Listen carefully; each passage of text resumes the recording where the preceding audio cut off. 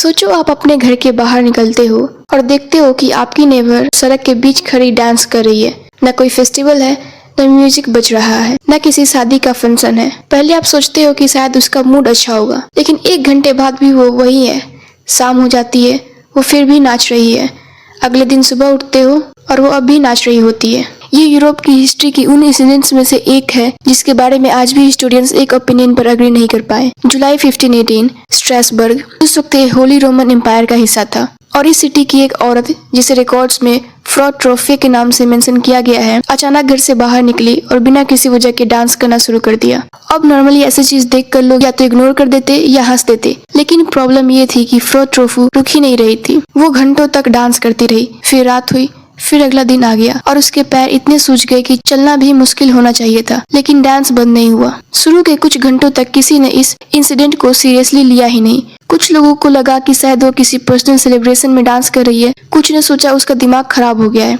लेकिन जैसे जैसे वक्त गुजरता गया, लोगों की हंसी टेंशन में बदलने लगी। पहले 2-3 दिन तक स्ट्रासबर्ग में शायद ही किसी और टॉपिक पर बात हुई। बाजार में लोग इसी इंसिडेंट की बात कर रहे थे। घरों की खिड़कियों से लोग बाहर देख रहे थे। कोई बोल रहा था कि इस पर किसी बुरी शक्ति का असर है, कोई कह रहा था कि ये किसी पाप की सजा है, और कुछ लोग बस दूर खड़े देख रहे थे, इस उम्मीद में कि शायद वो अब रुक जाएगी। और यहीं तक स्टोरी सुनने पर लगता है शायद किसी एक इंसान की मेंटल हेल्थ या मेडिकल प्रॉब्लम होगी। लेकिन सिर्फ कुछ दिन बाद सिटी वालों ने नोटिस किया कि वो अकेली नहीं थी।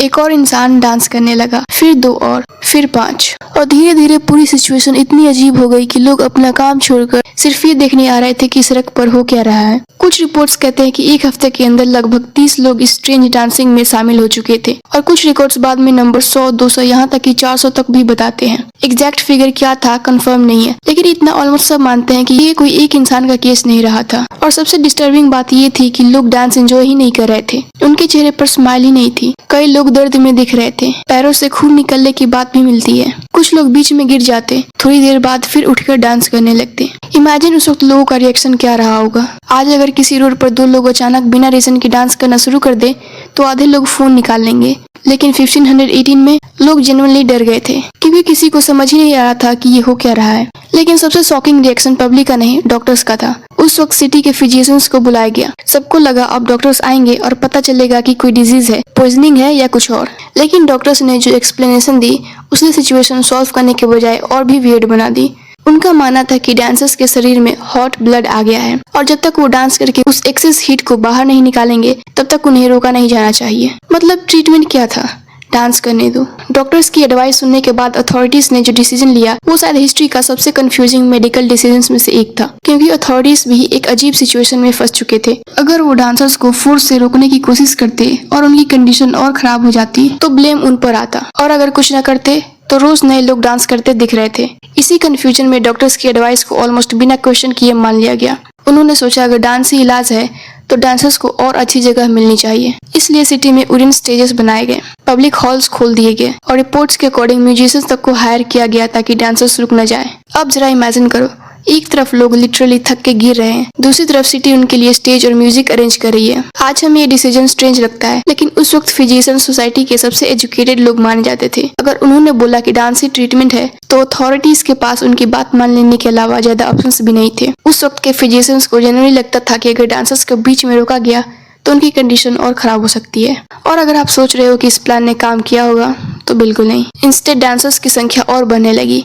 अब सिर्फ सिटी के लोग ही कंफ्यूज नहीं थे, अथॉरिटीज भी समझ नहीं पा रही थी कि उन्होंने ट्रीटमेंट शुरू किया या प्रॉब्लम को और बड़ा बना दिया। इसी बीच रूमर्स भी हर डायरेक्शन में फैलने लगे। कुछ लोगों का मानना था कि ये कोई डिजीज नहीं है, ये पनिशमेंट है। वैसे भी स्ट्रासबर्ग उस वक्त किसी आइडियल सिटी जैसा नहीं था। पिछले कुछ सालों में फैमिन, डिजीजेस और इकोनॉमिक प्रॉब्लम्स ने लोगों को ऑलरेडी थका दिया था। हर दूसरे घर की अपनी कोई प्रॉब्लम थी। रिलीजियस बिलीफ्स बहुत स्ट्रॉन्ग थे और लोग हर अनयूजुअल चीज को सिर्फ कोइंसिडेंस नहीं मानते थे। इसलिए जब कई लोग बिना रीजन डांस करने लगे, सिटी के लिए ये सिर्फ मेडिकल प्रॉब्लम नहीं थी, लोग सच में सोचने लगे थे कि शायद कुछ बहुत बुरा होने वाला है। उस वक्त यूरोप में सेंट विटस नाम के एक सेंट के बारे में बिलीफ काफी कॉमन था। लोग मानते थे कि अगर सेंट विटस नाराज हो जाए तो इंसान पर अजीब सा कर्स आ सकता है, जिसमें वो कंट्रोल खो देता है और डांस करने होने लगता है। आज ये बिलीफ स्ट्रेंज लग सकता है, लेकिन 1500s में लोग इस बात को सीरियसली लेते थे, और जब उन्होंने एक के बाद एक लोगों को सड़क पर बिना कंट्रोल के नाचते देखा तो उनके लिए सुपरनेचुरल एक्सप्लेनेशन मेडिकल एक्सप्लेनेशन से ज्यादा बिलीवेबल लगने लगा।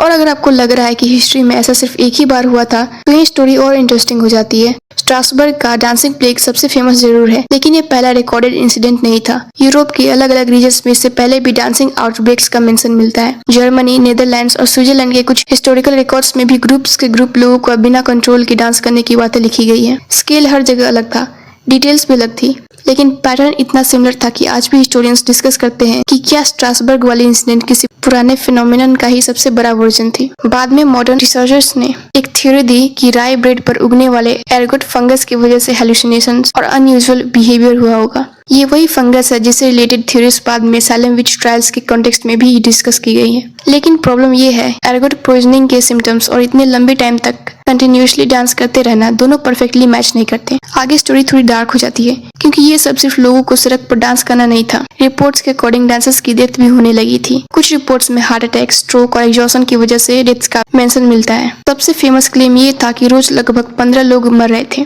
अब तो अथॉरिटीज को भी समझ आ चुका था कि उनका पहला प्लान फेल हो गया है, और इस बार उन्होंने बिल्कुल ऑपोजिट डिसीजन लिया। इस बार अथॉरिटीज ने डिसाइड किया कि अगर म्यूजिक और पब्लिक डांसिंग से सिचुएशन और खराब हो रहा है तो उसका उल्टा करके देखते हैं। स्टेजेस हटा दिए गए, म्यूजिक बंद करवा दिया गया, और जो लोग डांस कर रहे थे उन्हें सिटी से बाहर सेंट पीटर्स के स्ट्रैंड भेजना शुरू किया गया। वहाँ उनके लिए प्रेयर्स करवाई गई, रिलीजियस रिचुअल्स हुए और उन्हें स्पेशल रेड शूज पहनाए गए जिन पर क्रॉस का सिंबल बना था। और अजीब बात यह है कि कुछ ही टाइम बाद आउटब्रेक धीरे धीरे खत्म होने लगा। लेकिन प्रॉब्लम ये थी कि किसी को समझ ही नहीं आया कि एक्चुअली काम किस चीज ने किया। क्या प्रेयर्स ने, या डांसर्स ऑलरेडी थक चुके थे, या फिर ये इंसिडेंट नेचुरली खत्म हो रहा था। आज तक इसका कोई फाइनल आंसर नहीं है, और यहीं से मॉडर्न हिस्टोरियंस की एंट्री होती है। सबसे पॉपुलर एक्सप्लेनेशन आज मास साइकोजेनिक इलनेस यानी मास हिस्टीरिया की दी जाती है।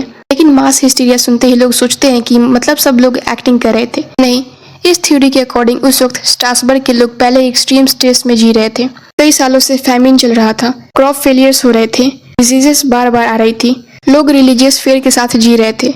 और अगर सोसाइटी पहले ही ब्रेकिंग पॉइंट पर हो तो कभी कभी साइकोलॉजिकल स्ट्रेस फिजिकल बिहेवियर में भी दिख सकता है। ये थ्योरी हिस्टोरियन जॉन वॉलर ने डिटेल में एक्सप्लेन की है, और आज काफी रिसर्चर्स इसे स्ट्रॉन्गेस्ट एक्सप्लेनेशन मानते हैं। लेकिन सब एग्री नहीं करते।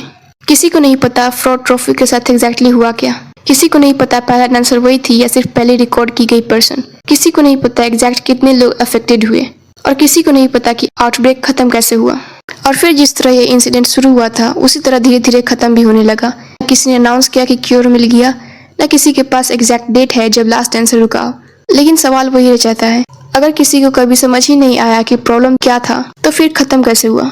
शायद इसीलिए 1518 का डांसिंग प्लेग आज भी हिस्ट्री का सबसे फैसिनेटिंग मिस्ट्रीज में से एक है, और 500 साल बाद भी हम सिर्फ थ्योरीज डिस्कस कर रहे हैं।